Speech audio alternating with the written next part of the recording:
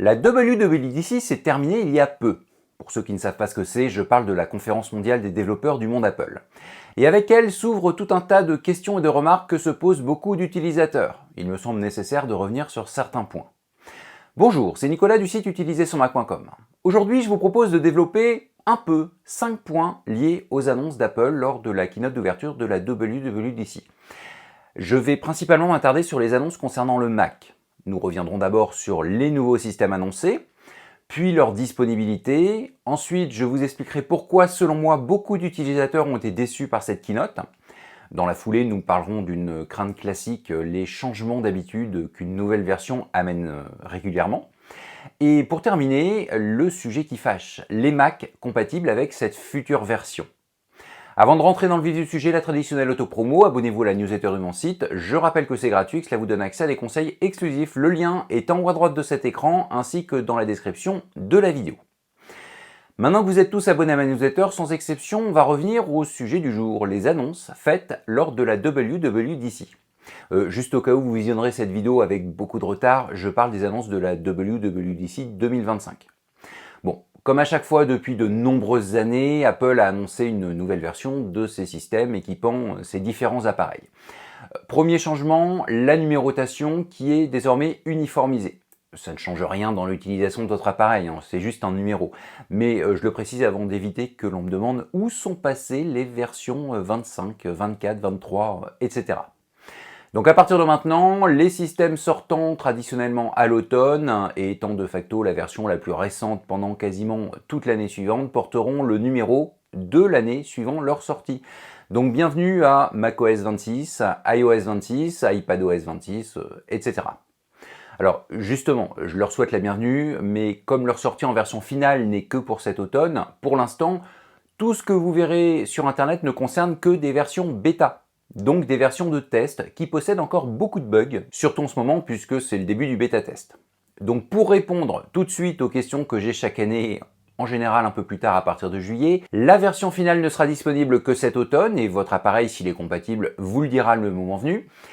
Si vous entendez parler d'un proche qui utilise cette future version, c'est possible, puisque à partir de maintenant, les développeurs peuvent installer une version bêta de ces systèmes sur leurs appareils. À partir de juillet, même sans être développeur, on pourra le faire.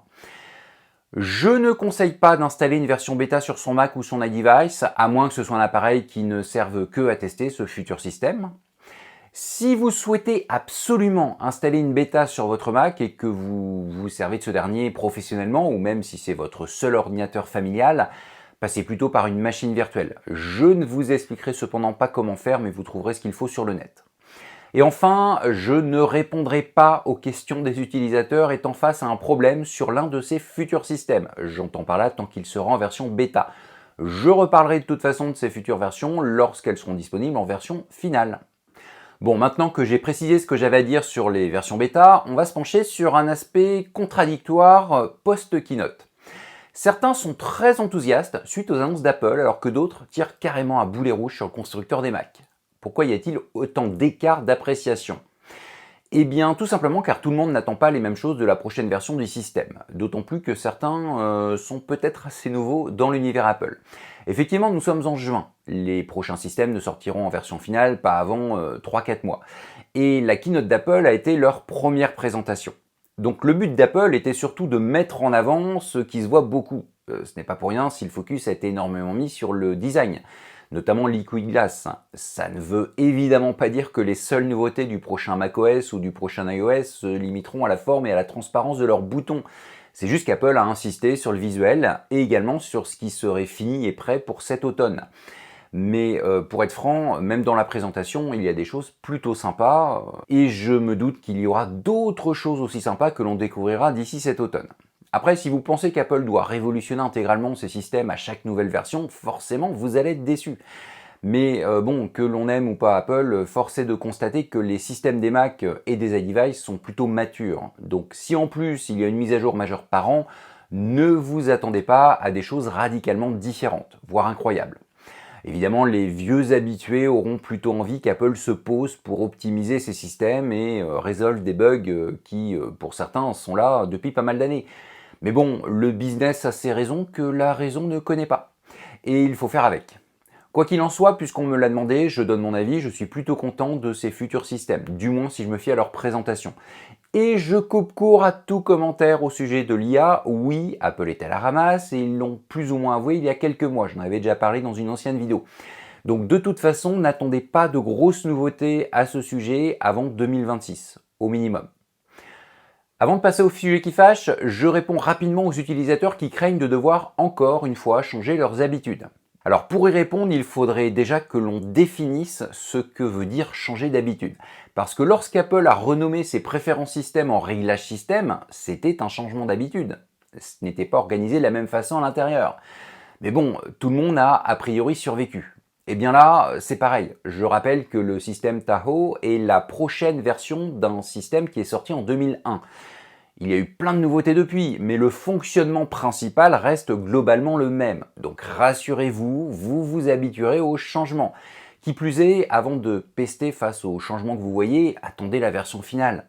Certaines choses vont peut-être évoluer d'ici cet automne. Si les versions bêta existent, alors c'est en grande partie pour détecter les bugs du système et préparer les apps tierces, mais pas que. C'est aussi pour avoir un ressenti général des testeurs. Bon, on passe au sujet qui fâche. Quelles machines seront compatibles avec les prochains systèmes? Pour le savoir, c'est assez simple. Vous allez sur le site d'Apple, pour l'instant le site US, donc www.apple.com. Puis vous vous dirigez dans la catégorie qui vous intéresse. Et vous y retrouverez une preview du futur OS. Ensuite, tout en bas, enfin presque tout en bas, vous aurez les appareils compatibles avec cette prochaine version. Je vous laisse regarder pour votre appareil précis, mais ce qui en l'occurrence m'intéresse ici, moi, ce sont les Mac. Donc macOS Tahoe. Et on peut constater que Tahoe est supporté par très peu de Mac équipés d'un processeur Intel. En gros, les MacBook Pro 16 pouces de 2019, les MacBook Pro 13 pouces de 2020, mais attention, seulement la version avec 4 ports Thunderbolt, les iMac de 2020 et le Mac Pro. Alors évidemment, plein d'utilisateurs hurlent déjà au scandale, notamment pour prendre le cas le pire au sujet du Mac mini. Apple a effectivement vendu un Mac mini à base de processeur Intel jusqu'en janvier 2023. C'était un modèle qui datait d'octobre 2018, mais il est resté très longtemps au catalogue. Or même ce Mac n'est plus supporté par Tahoe. Bon, mon but n'est pas de défendre Apple, cela fait une éternité que je ne suis plus employé par eux, mais soyons honnêtes, il n'y a rien d'étonnant. Équiper les Mac avec des processeurs Apple Silicon à la place de processeurs Intel, c'est un changement d'architecture. Or ce type de changement implique des contraintes, notamment beaucoup plus de développeurs et de temps, donc au final plus d'argent, afin de supporter les deux architectures avec les nouveaux systèmes. C'est pour cela qu'à chaque fois qu'Apple a changé d'architecture, alors ce n'est pas arrivé souvent, mais ce n'est pas la première fois, eh bien le support de l'ancienne a toujours duré moins longtemps qu'en temps normal. Et dès 2020, je vous ai alerté dessus. Donc certes, c'est regrettable, mais ce n'est pas étonnant. C'est même logique. D'ailleurs, le Mac mini Intel vendu jusqu'en janvier 2023, il fallait descendre dans la page des Mac mini sur l'Apple Store pour l'acheter. Il n'était pas en première position. Tout en haut de la page, il y avait ceux équipés de processeurs Apple Silicon. Et si ce modèle Intel était encore vendu, c'était clairement pour des utilisateurs spécifiques qui devaient renouveler leur machine, mais qui possédaient déjà des logiciels ou du matériel incompatible avec les Mac Apple Silicon. Je rappelle que ce modèle est arrivé sur le marché en octobre 2018, ce qui fait qu'un utilisateur ayant acheté ce Mac mini juste avant qu'il soit retiré du marché, eh bien, il prenait possession d'une machine qui avait presque 4 ans et demi d'âge. Donc encore une fois, je n'excuse pas Apple, je vous explique juste pourquoi Tahoe ne gère quasiment plus aucun Mac Intel. Et pour en rajouter une couche, je précise qu'Apple a officiellement annoncé que le prochain système macOS 27, donc qui sortira à l'automne 2026, ne supportera plus aucun Mac à base de processeur Intel. Donc Tahoe sera la dernière version de macOS à supporter certains modèles de cette ancienne architecture.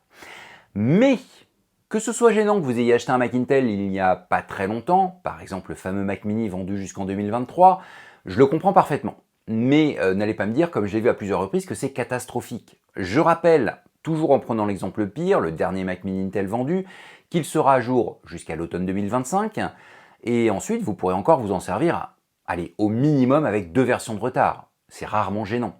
Donc au minimum jusqu'à l'automne 2027. Puis, suivant vos besoins, vous pourrez très certainement l'utiliser encore avec 4 versions de retard. Donc jusqu'à l'automne 2029.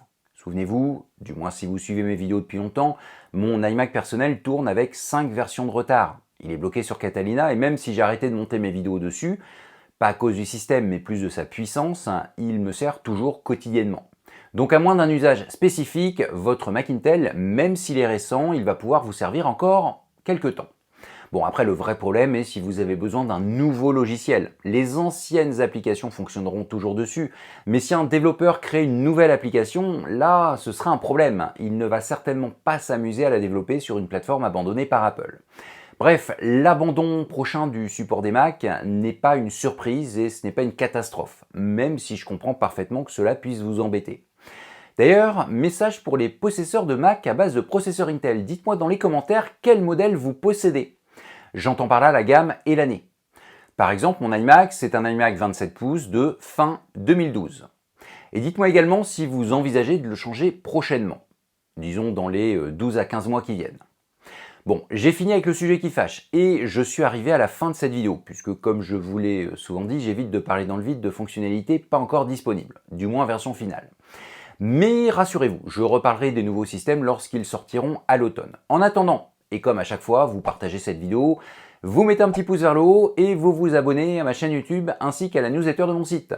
Je vous donne rendez-vous pour une prochaine vidéo. À très bientôt.